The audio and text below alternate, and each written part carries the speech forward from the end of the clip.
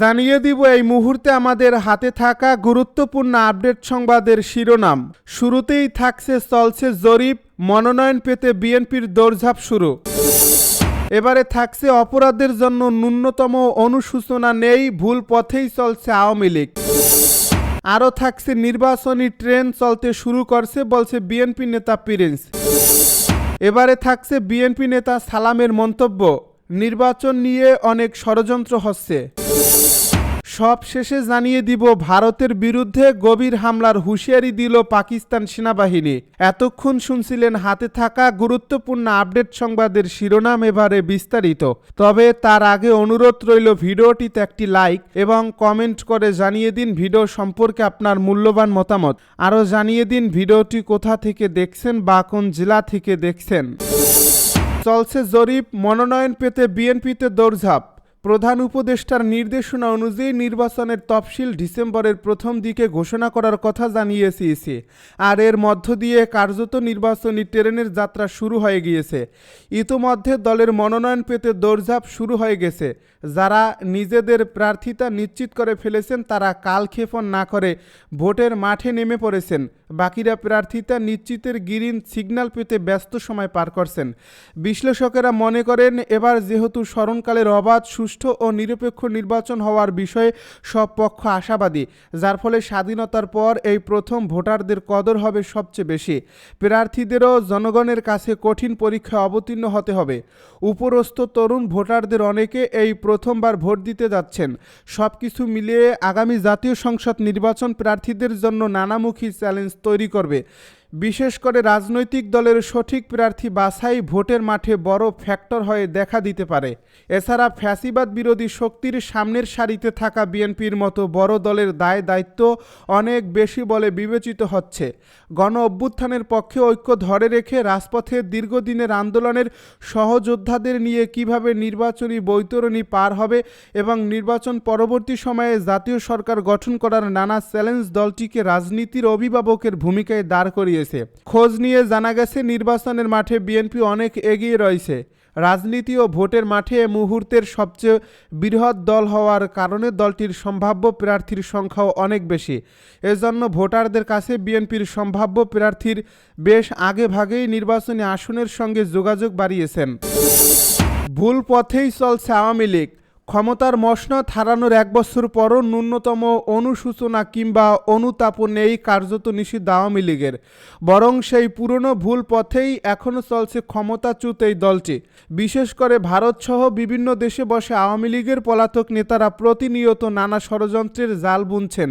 তাদের এখন মূল টার্গেট যে কোনো মূল্যে আগামী ত্রয়োদশ জাতীয় সংসদ নির্বাচন ভণ্ডুল করা, পাশাপাশি গণ অভ্যুত্থানের পক্ষ শক্তির মধ্যে বিভেদ বা ফাটল ধরানো। এসব অপকর্মের মাধ্যমে দেশের পরিস্থিতি অস্থিতিশীল করতে গোপনে নানা অপতৎপরতা চালানোর পায়তারা করছে নেতাকর্মীরা। এ ব্যাপারে আইনশৃঙ্খলা বাহিনী প্রয়োজনীয় সব পদক্ষেপ নিয়েছে। এরই মধ্যে ষড়যন্ত্রের সঙ্গে জড়িত থাকার অভিযোগে উল্লেখযোগ্য সংখ্যক ব্যক্তিকে গ্রেপ্তার করা হয়েছে। গত বছরের 5 অগস্ট ক্ষমতাচ্যুত সাবেক প্রধানমন্ত্রী শেখ হাসিনার পাশাপাশি আওয়ামী লীগের শীর্ষ নেতৃত্বের সীমাহীন অনিয়ম, দুর্নীতি, অর্থ পাচার, লুটপাটের করুণ পরিণতি জাতি প্রত্যক্ষ করছে। শেখ হাসিনা ও তার ছোট বোন শেখ রেহানা জনতার ভয়ে পালিয়ে ভারতের দিল্লিতে আশ্রয় নেন। এর ঠিক আগে পরে শেখ পরিবারের সদস্য, আওয়ামী লীগের প্রভাবশালী মন্ত্রী, এমপি, এমনকি নেতারাও নির্বিঘ্নে দেশ ছাড়েন। ক্ষমতা হারানোর ধকল কাটিয়ে শেখ হাসিনা সহ আওয়ামী লীগের পলাতক নেতাদের অনেকেই সামাজিক মাধ্যমে কথা বলতে শুরু করেছেন, যদিও তাদের এই কথাবার্তায় অনুশোচনার লেশ মাত্রও নেই। রাজনৈতিক বিশ্লেষকদের মতে, যাদের ভুলের খেসারত দিয়ে আওয়ামী লীগের মতো একটি বড় রাজনৈতিক দলকে আজকের এই পরিণতি বরণ করতে হয়েছে, সেই দুর্নীতিবাজ লুটেরা নেতারা এখনও বিদেশে বসে কলকাঠি নাড়ছেন। ক্ষমতা হারানোর পর 1 বছর হয়ে গেলেও তাদের কারোর মধ্যে ভুল স্বীকারের তাগিদ নেই ন্যূনতম কোনো অনুতাপ, বরং নিয়মিত নিজেদের পক্ষে ছাপাই গাইছেন তারা।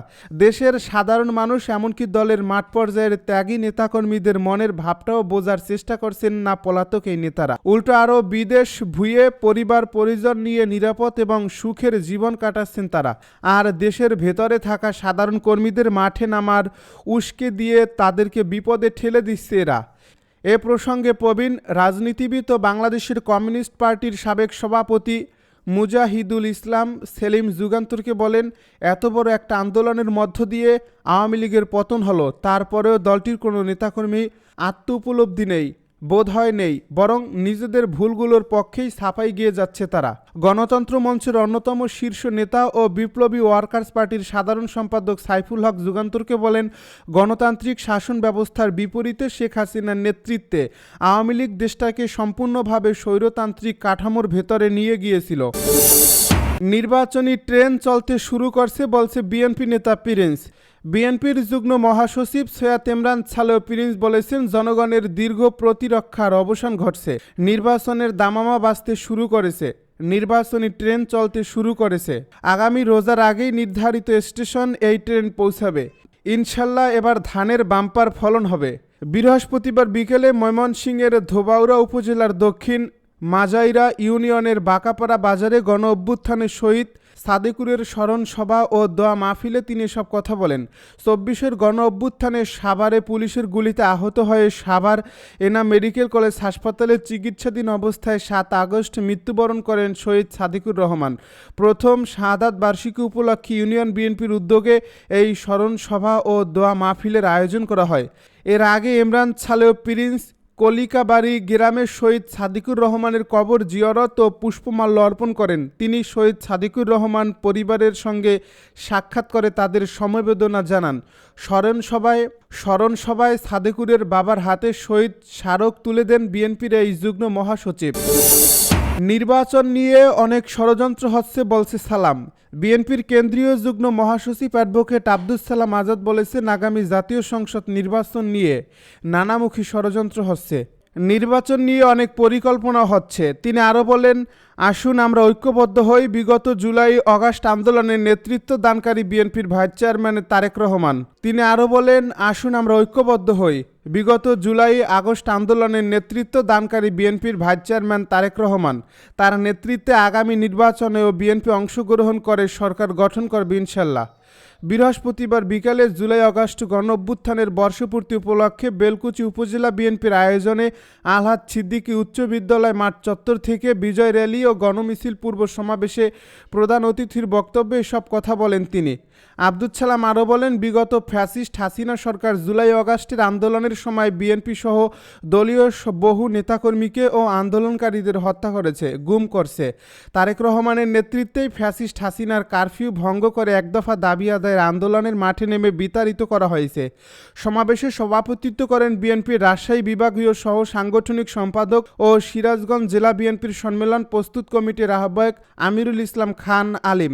এ সময় তাঁতি দলের কেন্দ্রীয় যুগ্ম আহ্বায়ক ও সিরাজগঞ্জ জেলা বিএনপির উপদেষ্টা গোলাম মাওলা খান বাবুল, উপজেলা বিএনপির সাবেক আহ্বায়ক নুরুল ইসলাম গোলাম প্রমুখ উপস্থিত ছিলেন। ভারতের বিরুদ্ধে গভীর হামলার হুঁশিয়ারি দিল পাকিস্তানের সেনাবাহিনী। ভারতের যে কোনো আগ্রাসনের বিরুদ্ধে গভীর হামলার হুঁশিয়ারি দিয়েছে পাকিস্তান। দেশটির সামরিক বাহিনী জানিয়েছে, যদি দিল্লি ফের আগ্রাসী পদক্ষেপ নেয় তবে পাকিস্তানের প্রতিক্রিয়া শুরু হবে ভারতের অভ্যন্তর দিক থেকেই। বৃহস্পতিবার এক প্রতিবেদনে খবর দিয়েছে দ্য এক্সপ্রেস ট্রিবিউন। দ্য ইকোনমিস্টকে দেওয়া এক সাক্ষাৎকারে পাকিস্তানি সেনাবাহিনীর মুখপাত্র লেফটেন্যান্ট জেনারেল আহমেদ শরীফ চৌধুরী বলেন, এইবার আমরা ভারতের পূর্ব দিক থেকেই শুরু করব। তিনি আরও বলেন, ভারতকে বুঝতে হবে তাদের যে কোনো জায়গায় হামলা চালানো হতে পারে। এই মন্তব্য এসেছে ভারতের প্রধানমন্ত্রী নরেন্দ্র মোদীর সাম্প্রতিক মন্তব্যের প্রেক্ষিতে, যেখানে তিনি সন্ত্রাসী হামলার জবাবে সামরিক প্রতিক্রিয়ার হুঁশিয়ারি দিয়েছিলেন। গত মে মাসে ভারত ও পাকিস্তানের মধ্যে 4 দিন ব্যাপী সামরিক উত্তেজনার পর যুক্তরাষ্ট্রের মধ্যস্থতায় 10 মে একটি যুদ্ধবিরতি কার্যকর হয়। পাকিস্তানের অপারেশন বুন আনু মারসুস অভিযানে ভারতের 6টি যুদ্ধবিমান ও ডজন খানেক ড্রোন ধ্বংস হয় বলে দাবি করে ইসলামাবাদ। সাম্প্রতিক সময়ে পাকিস্তানের সেনাপ্রধান ফিল্ড মার্শাল আসিম মুনির ওয়াশিংটনে মার্কিন প্রেসিডেন্ট ডোনাল্ড ট্রাম্পের সঙ্গে সাক্ষাৎ করেন। সেখানে ট্রাম্প তাকে সম্মানিত অতিথি আখ্যা দেন এবং বিরোধ থামাতে তার নেতৃত্বের প্রশংসা করেন। এদিকে ফিল্ড মার্শাল মুনির প্রেসিডেন্ট হওয়ার প্রস্তুতি নিচ্ছেন এমন গুঞ্জনকে ভিত্তিহীন বলে উড়িয়ে দেন আইএসপিআর এর প্রধান। তবে ভারতের গণমাধ্যমে পাকিস্তানের এই হুঁশিয়ারি ঘিরে যে বিভ্রান্তিকর প্রচার চালানো হচ্ছে, বিশেষ করে বাংলাদেশের সঙ্গে জড়িয়ে ফেলার চেষ্টা, তা সম্পূর্ণ অযৌক্তিক ও মিথ্যা বলে প্রত্যাখ্যান করেছে ইসলামাবাদ। পাকিস্তান জানায় তাদের বক্তব্য ভারতের পূর্বাঞ্চল বলতে বাংলাদেশের কথা নয়, বরং ভারতের নিজস্ব অর্থনৈতিক কেন্দ্রগুলো উদ্দেশ্য করা হয়েছে।